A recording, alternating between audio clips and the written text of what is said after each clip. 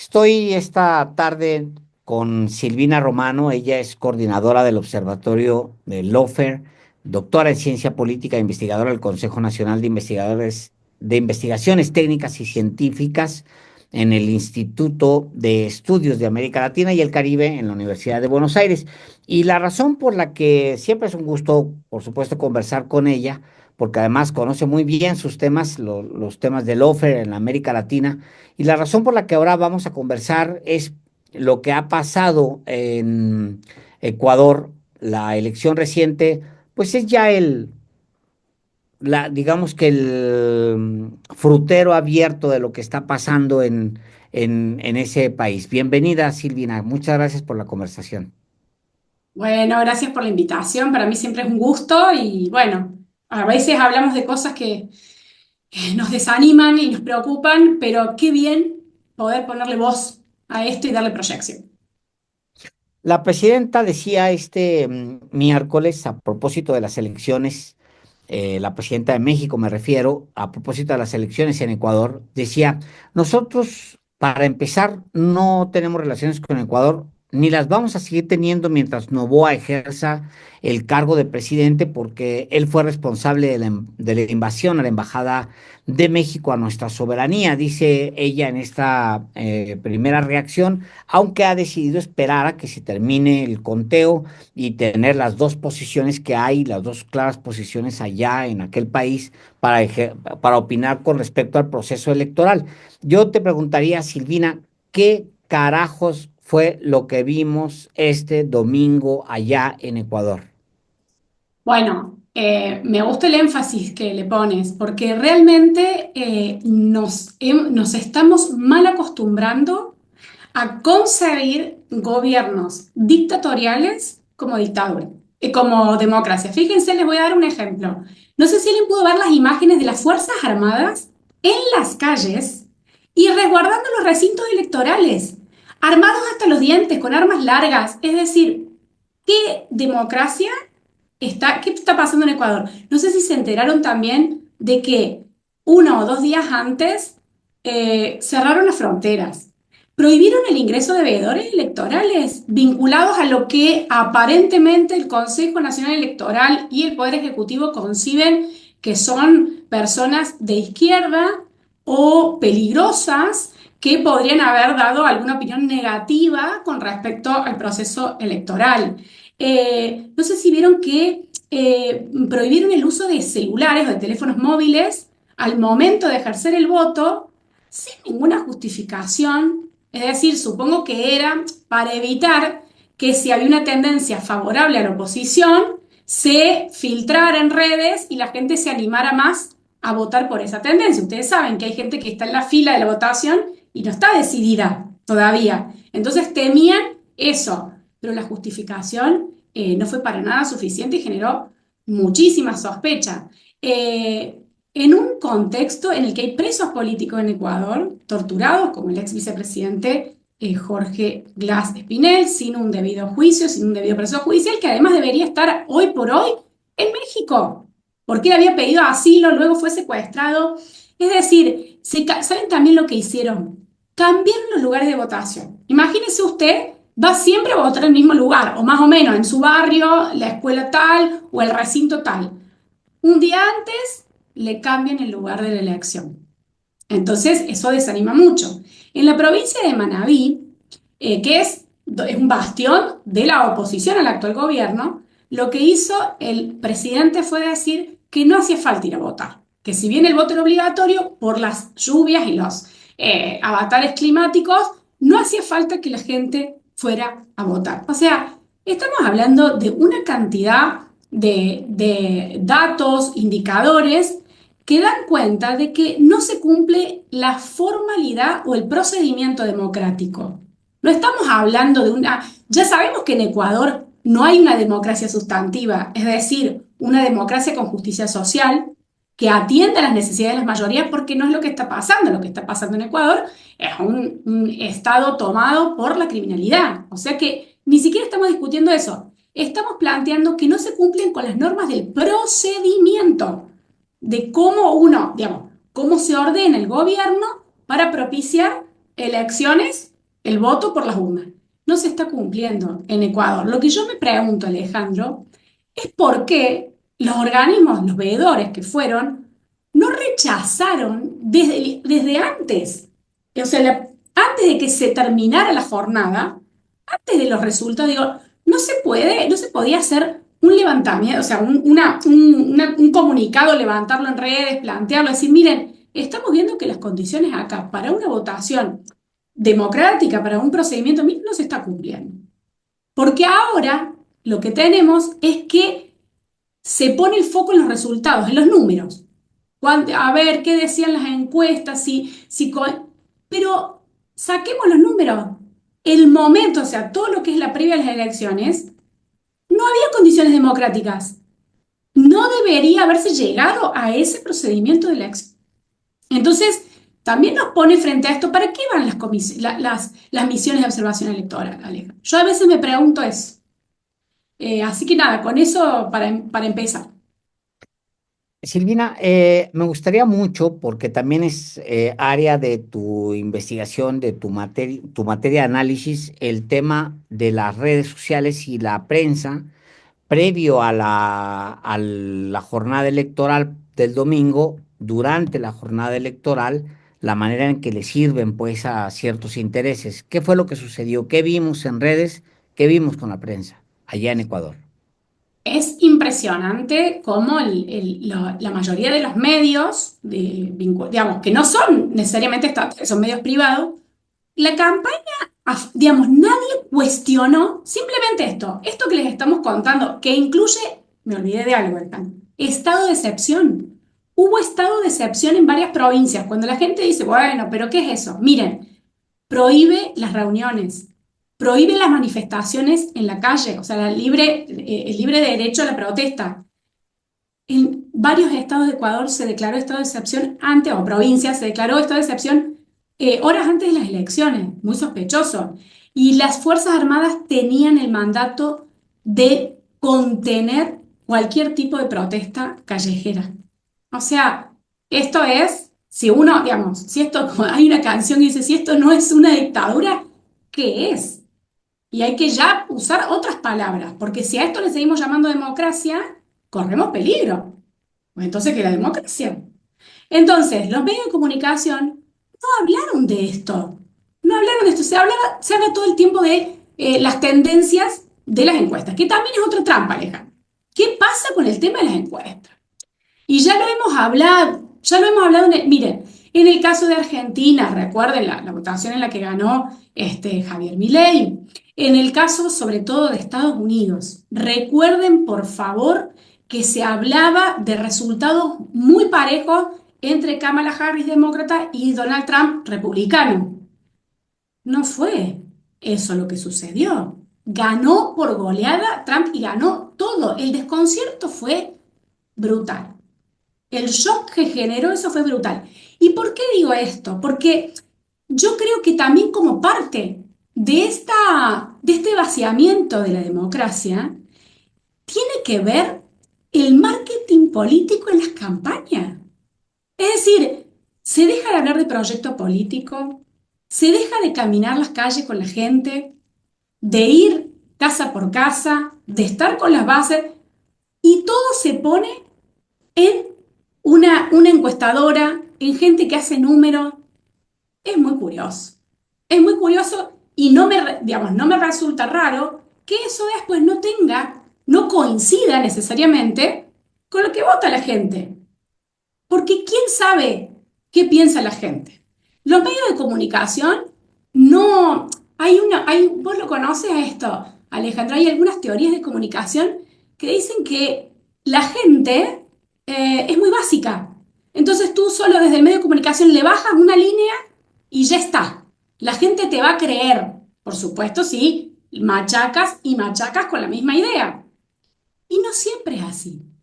La gente también puede pensar, la gente también opina a través del voto. Es decir, lo que se va instalando aquí es una especie de dictadura también de los medios de comunicación o de esos medios de comunicación que se vinculan a una democracia de muy baja intensidad, donde el pueblo tiene muy poco que... ¿A quién le importa la gente al final? ¿A quién le importa? ¿no es cierto? Y sí importa mucho el perfil del candidato. Yo en estos días me acordaba mucho de Peña Nieto, porque fíjense, Novoa, la mujer de Novoa, el entorno, me hacía acordar a toda esa novela, ¿se acuerdan? Con la gaviota, bueno, una puesta en escena de gente rica, que viene, que tiene patrimonio, que tiene buen gusto, que se viste bien, que sería como el modelo que todas y todos queremos ser al final. El empresario, ¿no? Con su mujer bonita y la madre de él poniéndole la banda, o sea, una familia, la familia también, onda el padrino, ¿no? Es como, discúlpenme si son como, hay gente que diga, bueno, no seas tan exagerada, simplemente estamos conversando y lo que quiero destacar es la gravedad de la falta de seriedad y de apego al Estado de Derecho y a la democracia en Ecuador, que es ese tipo de perfil el que le gusta a los medios. Ustedes ya lo saben en México. Les gusta, eso es lo que venden las revistas de corazón, eso es lo que venden en los, el chusmerío, y sí el rol que han tenido en instalar el relato de la corrupción, ¿no? De cómo un sector de la política vinculado al correísmo son todos corruptos y se merecen el exilio, el ostracismo, se merecen ser eliminados de la política e incluso eliminados físicamente. Esa es la gravedad de lo que estamos hablando, que nosotros desde el Observatorio Laufer lo llamamos Laufer, porque es una guerra por la vía judicial y por la vía de los medios de comunicación contra un determinado sector de la política que plantea la intervención del Estado en la economía, que plantea la desvinculación de esas relaciones carnales con Estados Unidos, que plantea soberanía tanto para manejar la cuestión de la seguridad como para manejar los recursos naturales, todo lo que no está haciendo Ecuador. Hoy Ecuador, una colonia, o sea, una provincia más, un estado más de Estados Unidos, a los niveles en los que estamos viendo, ¿no? Así que Ujú. bueno, el rol de los medios ha sido fundamental, sobre todo en esta criminalización de un sector de la política y de legitimación de una democracia de baja intensidad que se ha transformado prácticamente en una dictadura. Para el mexicano, más o menos cumplía Ecuador con el manual del fraude electoral. Estaba clarísimo toda la participación de la prensa, la manipulación de las redes, la vinculación de las élites con el poder, desde el poder impulsando la candidatura de quien además es el presidente. O sea, toda pues el cuadro era una resumen de lo que había sucedido en 2005, 2006 acá en México en la elección fraudulenta que lleva a Felipe Calderón a la presidencia. Me interesa mucho ahondar sobre el tema de lo que se ha convertido ahora mismo Ecuador, Silvina, porque en efecto, cuando ya analizas lo que ha pasado después de Correa, pues te das cuenta que lo que sucedió con Lenin Moreno, que fueron en realidad muy pocos años, casi 4 años, 2017, 2021, luego con Guillermo Lasso, 2021, 2023, y luego este periodo corto de Noboa, previo para antes de esta elección, pues ha sido convertir a Ecuador en una colonia de Estados Unidos, pero ahora una colonia ya militar del tipo que le gusta tanto a Estados Unidos, donde pues sí llegan y se establecen una base y luego convierten a las poblaciones pues en, pues en observadores de lo que ellos hacen con el resto del mundo a partir de esas bases militares. Esa relación se ha obviamente acentuado con Trump, Silvina. Sí, y lamentablemente trasciende al color del gobierno en Estados Unidos. Porque esa expertise que tiene Estados Unidos en avanzar hacia otros territorios, ya lo conocen en México. Acuérdense la conquista de México a través de los colonos, ¿verdad? O sea, es cuando deciden avanzar, se quedan. Es decir, no es solamente un acuerdo comercial. No es un entrenamiento para el uso de determinadas armas y control del narcotráfico. No. Van avanzando institucionalmente, se meten adentro de las instituciones, digamos, del gobierno de turno, ¿no? Digamos, con gente, con financiamiento, con estos cursos de asesoría, pero se quedan. No es voy, vengo, te dejo el know-how, me voy. No, me quedo. Y sobre todo cuando son espacios geopolíticos de la trascendencia de Ecuador, está la base de Manta en Ecuador. ¿verdad? Entonces, lo que hace Estados Unidos es contribuir al vaciamiento de las instituciones, contribuir al vaciamiento institucional. Es decir, un Estado de baja intensidad, una democracia de baja intensidad, hay algo muy curioso. En la medida que avanza la presencia de Estados Unidos con la excusa de controlar el terrorismo y el narcotráfico, avanza la criminalidad. No sé si conocen eso en México, con la iniciativa Mérida. No sé si se conocerá eso en el plan Colombia. Es muy curioso y es grave, gravísimo. Porque entonces no solamente se quiebra la institucionalidad, ¿qué es lo que se quebró en México, sobre todo en los años arduos del narcotráfico? El tejido social. El tejido social. La gente se queda sin nada porque es una técnica de tierra arrasada en la que el Estado desaparece, no te brinda nadie ninguna ayuda de ningún tipo, no tienes acceso a salud, no tienes carretera, no tienes acceso a educación para tus hijos. ¿Qué se genera ahí? Primero, un vuelco a la delincuencia inmediato, porque algo tienes que hacer, ¿verdad? Y es la salida fácil, pero también las redes, o sea, esta expulsión a procesos migratorios. A ver, la diáspora ecuatoriana, ¡buah! ¿Qué les quiero decir? Vean solamente en el Estado español la cantidad de ecuatorianas que hay, no hablemos de Estados Unidos. Es decir, es México. tremendo. Quiero decir algo que a mí me pesa, ¿no? También por mi experiencia. Nadie elige irse de su país, o muy poca gente. Conozco gente que dice, mira, yo me voy a ir a tal país, bueno, por una cuestión familiar o simplemente porque quiero mejorar mis estudios. La mayoría de los migrantes hoy, las migrantes, lo hacen para darle una mejor calidad de vida o no calidad de vida, una oportunidad, sobre todo a sus hijos. Y es muy doloroso. Nadie quiere estar lejos de sus raíces. Nadie elige mandar a su chiquito solo por la selva caminando hasta un paredón. Estamos hablando de algo, de una criminalidad, de un nivel de deshumanización absoluto, absoluto que se ha normalizado. Entonces, Ecuador hoy es ese terreno, es la tierra arrasada donde germina la delincuencia y la gente está en el sálvese quien pueda y tiene que buscar las herramientas para sobrevivir o irse.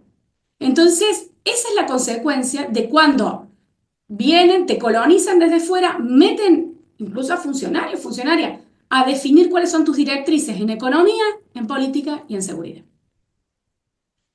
Ecuador está en una situación, digamos, geográfica ideal para esos objetivos de Estados Unidos. Tiene, pues, arriba a Colombia, abajo a Perú, pero está como en esta parte de la barriguita de Sudamérica que le permite tener observación hasta Venezuela. Por supuesto, Centroamérica está a disposición, pues, de cualquier observación a partir de ahí. Es un punto estratégico para alguien con las ambiciones como las de Estados Unidos.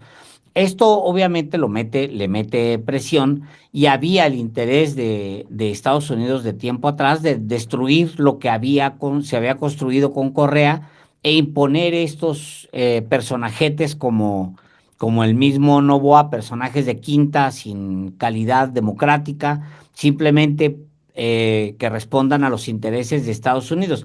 Ahora, la historia continúa. Lo que vimos en México, lo que sigue es lo siguiente, que es lo que va a ver Ecuador enseguida. No sé si coincidas en eso, que va a ser un aumento de la violencia, un interés cada vez mayor de Estados Unidos de apoyar, entre comillas, con ayuda militar al gobierno para que se derechice todavía más la lucha contra el crimen organizado y la lucha contra las drogas, supuestamente. Lo que viene es una espiral para Ecuador, Silvina. Es así porque ya viene pasando. Piensen que los primeros acuerdos donde se fue profundizando el vínculo en seguridad con Estados Unidos fue con Lenín Moreno, que permitió una agencia de inteligencia vinculada a Estados Unidos dentro de su territorio, que amplió en el Código Penal la delación premiada, la táctica de el arrepentido, ¿no? El que delata, con la cual se armaron todos los juicios por corrupción. Esto significa que tú delatas a alguien para salvarte de una pena en prisión y delatas a otros, tienes que delatar a otros. Entonces se llama el arrepentido. Ningún arrepentido. Tú inventas lo que quieras solamente para salvarte de estar en prisión. Así se formuló todo el caso Arroz Verde luego de venir en la causa de soborno. y así, sin eso se tiene que cotejar con otras pruebas, nunca se buscaron las pruebas. Es decir, estamos hablando de un poder judicial que además la propia fiscal es informante de la embajada estadounidense. Tenemos chats filtrados donde en los chats se ve que Estados Unidos dice no queremos que vuelva Correa, no queremos de vuelta el correísmo. Y, no, y acá yo quiero aclarar a la audiencia, no se trata de que Estados Unidos sean malos, no es así, o que evil, ¿no? Que diabólico. No, se trata de cómo funciona el sistema. Es decir, ¿qué es más fácil para Estados Unidos? Estados Unidos necesita recursos estratégicos, sobre todo hidrocarburos, y sobre todo en este contexto de rearme a nivel internacional, piensa en la Unión Europea, se rearma, y necesitan recursos estratégicos, necesitan posicionamientos geopolíticos frente al avance de China, que evidentemente les está disputando. Entonces, ¿qué les resulta más fácil? Que haya en el gobierno gente amigable, simplemente que no les ponga obstáculos, que no les ponga obstáculos. Que diga, bueno, miren, ¿qué necesitan? Esto, bueno, listo, ya está, no hay problema. Negociemos por este lado estas cosas. ¿Qué pasa con gobiernos del corte de Correa? Que podés decir eso. O con, en su momento, Lula da Silva, o con el kirchnerismo en Argentina. No es que había mala relación con Estados Unidos, la relación seguía estando, pero sí se ponían cierto límite. Decir, no, mira, esto lo vamos a definir dentro de lo que son las reglas del Estado argentino, vamos a ver cómo utilizamos estos recursos. Lo mismo puede ser para el caso de las reservas de hidrocarburos del Petrobras en aguas submarinas brasileñas. Es decir, Correa también puso un límite, incluso expulsó a la Agencia de Desarrollo Internacional de Estados Unidos, la USAID, expulsó simbólicamente porque ellos siguieron ahí, porque son los que financiaron a los periodistas que hicieron la investigación independiente aparentemente, con la que luego Correa termina proscrito de la política. O sea, a ese nivel de gravedad, ¿no? Entonces, lo que se ve es este incremento de la violencia que justifica cada vez más presencia de fuerzas de seguridad. Fíjense que Noboa fue a pedirle a Trump, antes de las elecciones, presencia directa de las Fuerzas Armadas de Estados Unidos en territorio, como si no lo estuvieran. Claro que estaban ahí. Ya están ahí. Pero entonces, qué noción? Hablábamos recién de la noción de democracia. ¿Y ahora cuál es la noción de Estado y de soberanía? Una de las cuestiones de la soberanía es que en tu territorio no puede haber fuerzas extranjeras salvo para, por ejemplo, operaciones conjuntas de ejercicios conjuntos de las Fuerzas Armadas, eso se suele hacer, pero algo muy concreto y muy definido en el tiempo, con un límite. ¿De qué estamos hablando entonces ahora? Es decir, es muy Hay un, complicado. Y quiero agregar una cosa. Perú está gobernado por un gobierno de facto. Perú tiene la mayor cantidad de bases militares encubiertas de toda América Latina. Nadie sabe, las encubren con otros nombres de asistencia humanitaria, las COER. Nada, nadie sabe. Perú es como, está. ¿Saben que el presidente de Perú está preso, Pedro Castillo? El legítimo presidente de Perú está preso y ahora en juicio oral. Fíjense qué raro. O sea, cómo va avanzando esto, digamos, a nivel territorial. Y ahí se cae el mito, y lo digo claramente, de que Estados Unidos pierde hegemonía. Probablemente esté perdiendo hegemonía, y lo vemos con este avance de China. Pero en América Latina, la potencia hegemónica de la cual nosotros somos su esfera de influencia es Estados Unidos. Entonces tenemos que preocuparnos y ocuparnos de la política exterior de Estados Unidos en nuestra región, porque puede estar en decadencia. Bueno, sí, pero fíjese la injerencia que sigue teniendo en nuestra política, en nuestra economía y sobre todo en el ámbito de la seguridad. Al final, la influencia de Estados Unidos directa empieza en la Patagonia eh, y avanza hasta Centroamérica con Bukele allá arriba. O sea, tienen ya un eje tremendo, y la posición, digamos, de resistencia, un poco Brasil, Venezuela, aunque ahí están peleados, etcétera, pues pues termina siendo eso, no un eje tan claro como el eje que tiene Trump ahora mismo y el Departamento de Estado, eh, porque lo tienen muy bien armado, Silvina, muy bien armado está ya eso. Porque eso no es, o sea, porque se exacerba con Trump, pero es parte, la política exterior de una potencia como Estados Unidos no se hace cada 4 años. A ver, no es que llegue un presidente, a ver, piensen, es una potencia militar desde el año 45. Es decir, no hay que minimizar eso. ¿Y por qué digo potencia militar? Porque su economía, la base es una industria militar, un complejo industrial militar, que a veces se pone más evidentemente en función, y otras veces no tanto como con el narcotráfico. Si uno piensa, ¿por qué funciona el narcotráfico? Porque hay armas. Un narcotraficante no va con boleadoras, palos y navajas, que aunque a eso a veces en las películas con las pandillas nos hacen creer eso, no. Van con armas de alto calibre que las vende alguien y generalmente provienen de Estados Unidos. Entonces son las mini guerras que se auspician permanentemente para seguir fabricando armas. Y ahora Ucrania, y van a seguir porque ahora necesitan reactivar más la economía estadounidense que nunca. Pero entonces, viene de hace mucho tiempo. Esta presencia territorial, presencia en las cámaras de comercio, presencia a través de cursos de formación para la modernización de nuestros estados. Fíjense, qué curioso, para que modernicemos y actualicemos nuestras normas de calidad democrática, digamos, de calidad económica. El estándar de eso lo plantean desde Estados Unidos. Es así. Entonces, ¿qué pasa? Nuestro Poder Judicial, nuestras policías, van a los cursos para aprender sobre cómo combatir el lavado de dinero, cómo combatir la corrupción. Y después resulta que son desde esos lugares de donde salen los principales guerreros en contra de la corrupción y de un día para el otro nos encontramos, o sea, de un día para el otro digo, en términos históricos, en 10 años nos encontramos con una región en la que la institucionalidad se cae a pedazos, dejamos de tener vínculos entre los países porque se caen, digamos, no tienen, pierden potencia los organismos regionales. Es muy grave. Y esto sí tiene un impacto en la vida de la gente todos los días. En los países como Ecuador, sobre todo en la inseguridad. Claramente, la gente no puede vivir así. ¿Quién quiere vivir así?